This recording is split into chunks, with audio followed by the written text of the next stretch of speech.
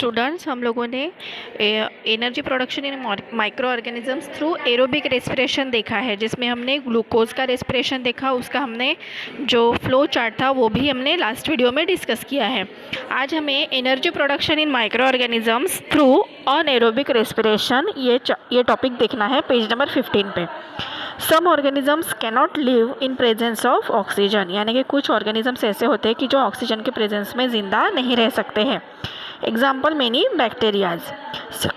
Such living organisms have to perform anaerobic respiration for energy production. उनको अगर energy चाहिए, ज़िंदा रहना है तो एनर्जी तो चाहिए, फिर ऐसे ऑर्गेनिजम्स क्या करेंगे, अनएरोबिक रेस्पिरेशन करते हैं, यानी कि ऑक्सीजन के अब्सेंस में रेस्पिरेशन करते हैं। Glycolysis and fermentation are 2 steps of anaerobic respiration. जिस तरीके से हमने एरोबिक रेस्पिरेशन में 3 स्टेप्स देखे थे, ग्लाइकोलिसिस, क्रेब्स साइकिल और ईटीसी साइकिल, लेकिन अनएरोबिक रेस्पिरेशन में सिर्फ 2 स्टेप्स होते हैं, that is glycolysis and second is fermentation. Glucose is incompletely oxidized and less amount of energy is obtained in this type of respiration। यानी कि जो glucose होता है, अगर उसका एग्जांपल लेते हैं कार्बोहाइड्रेट का ग्लूकोज, तो ग्लूकोज का अगर अनएरोबिक रेस्पिरेशन करते हैं तो उसमें जिस तरीके से हमने एरोबिक रेस्पिरेशन में देखा था कि ग्लूकोज कम्प्लीटली ऑक्सीडाइज हो जाता है और पूरी तरीके से एटीपी में रूपांतरित हो जाता है और फिर हमें एनर्जी मिलती है। लेकिन अनएरोबिक रेस्पिरेशन में क्या होता है कि ग्लूकोज का जो मॉलिक्यूल होता है वो पूरी तरीके से ऑक्सीडाइज्ड नहीं हो पाता है, इसलिए एटीपी कम फॉर्म होगी और उस वजह से हमें एनर्जी भी क्या मिलेगी, कम मिलेगी। Right. Pyruvic acid produced through glycolysis is converted into other organic acids or alcohol with the help of some enzyme in this process। इसमें क्या होता है कि जो ग्लाइकोलिसिस की प्रोसेस होती है, सबसे पहले हमने उसमें देखा था एरोबिक रेस्पिरेशन में क्या था कि ग्लाइकोलिसिस में पायरुविक एसिड बनता है, फिर उसका कन्वर्शन होता है एसिटिल कोएंजाइम ए में।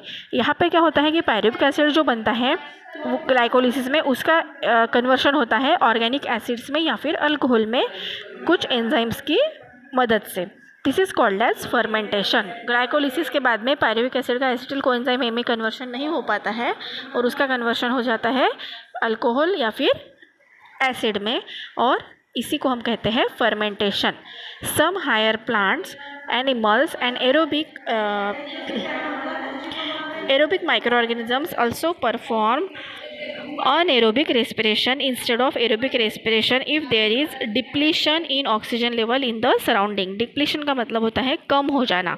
अगर किसी वजह से ऑक्सीजन की लेवल कम हो जाती है तो फिर ऐसे कुछ ऑर्गेनिजम्स क्या करते हैं, अनएरोबिक रेस्पिरेशन करते हैं। करना तो ज़रूरी है क्योंकि विदाउट एनर्जी तो हम लिविंग थिंग्स रह नहीं सकते। तो फिर ऐसे समय में क्या करते हैं, जहाँ ऑक्सीजन का डिप्लीशन होता है, उसकी लेवल कम हो जाती है, तब हम अनएरोबिक रेस्पिरेशन करते हैं। फॉर एग्जांपल देखो, seeds perform anaerobic respiration if the soil is submerge under water during germination.